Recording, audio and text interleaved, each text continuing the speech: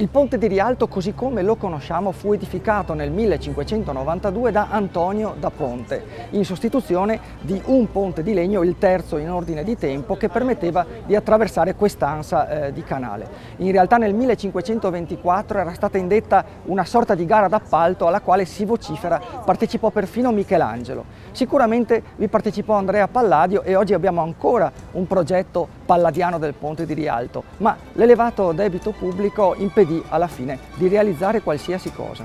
Quando a distanza di decenni fu annunciata la costruzione di un ponte di pietra, le persone non ci credevano più e il RAS del mercato di Rialto fu sentito esclamare: «Ah, è il giorno che costruirà un ponte di piera, me che sarà un'ongia sul casso». Al che la comare del banco di fronte gli rispose: «Ah, mica il giorno me darà a fogo e a mona». Detto fatto.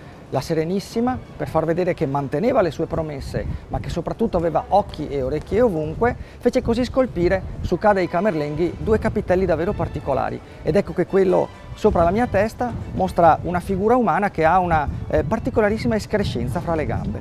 Allo stesso modo, su uno dei capitelli verso il Canal Grande, una sorta di arpia che sta accovacciata urla di dolore perché ha un vivace focherello che le arde fra le gambe.